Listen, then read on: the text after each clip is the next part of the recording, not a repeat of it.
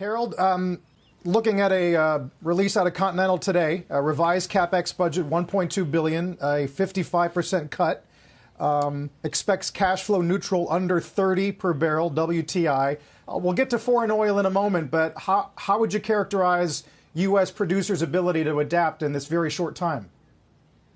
Well, we can't adapt. Yeah. And Harold, let me start with you. Okay. Jim's right. You can't adapt to this type of scenario. So we do the best we can, and it's national security interest. That's what it is. The irony of this is that we're over there defending their national security. I'm talking about Saudi Arabia, and here they are undermining ours over here. So we can't allow that to happen. They picked this time of this global pandemic, to try to undermine us. And, it just can't happen. I'll let Jim go from there. Yeah, Jim, how does this carry on the Hill?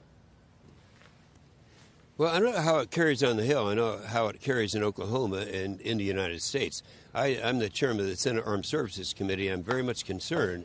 I don't want to get us in a position where we're dependent upon importing oil for our ability to defend America, to fight a war, to run our economy. And that's what we're faced with right now.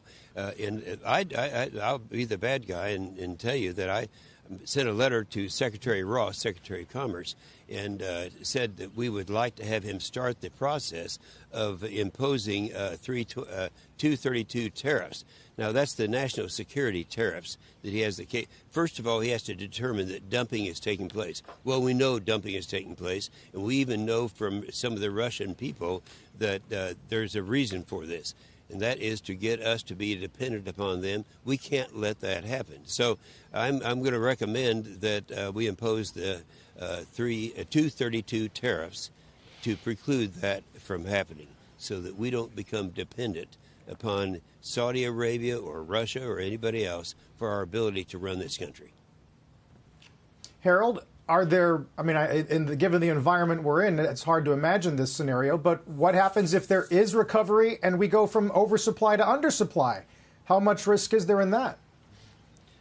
Well, you always deal with that. The good thing about this situation that Jim just talked about is that we have an agency that's charged with protecting American interests such as this. So that's a good thing. We have a Secretary of Commerce that understands and can deal with this quickly.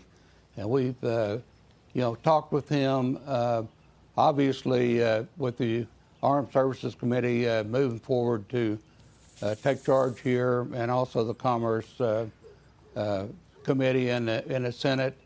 They can move very, very quickly and stop this situation that's been imposed on us. Senator, I appreciate the national security argument in all of this, and certainly, you go back a couple of decades, and I think back to the OPEC oil embargo, for example, and we know just how important energy independence is to national security.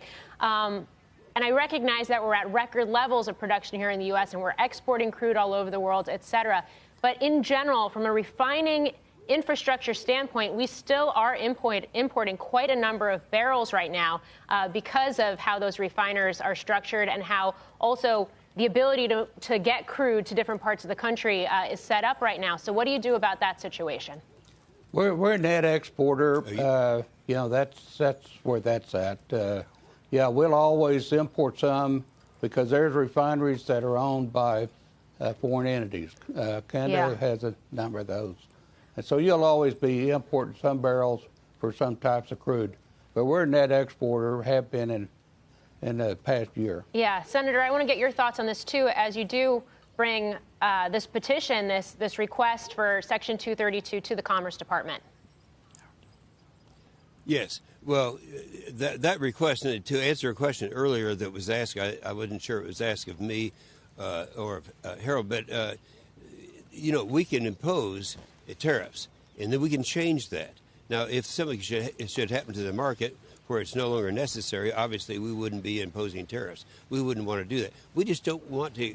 As it is right now, we cannot continue to produce the oil that we have to run this country, and we would be dependent upon people like Russia and like Saudi Arabia.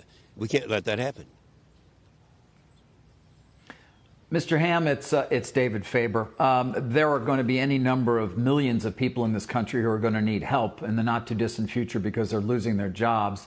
One can imagine them sort of asking, why should a company like yours, where you were an unhedged production company, be helped out more than any other? You are reaping what you sowed. Well, David, first of all, we're not asking to be helped out. We have an agency that's their job. That's what they do. We're not asking for a handout. Nobody is. You know, we've delivered something here that was unheard of, and that is bringing up production. You know, this national energy renaissance has been tremendous for the American people. We're going to have low prices, you know, for the foreseeable future.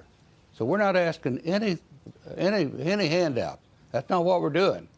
But, you know, I think everybody realizes it's unfair what's going on. Mm-hmm. Yeah, let me just respond to that because, you know, if the industry goes down, nobody's going to be working. So that is their job. A lot of jobs are dependent upon our ability to be able to produce domestically. And that is very consistent to the things that we're voting on right now as we speak.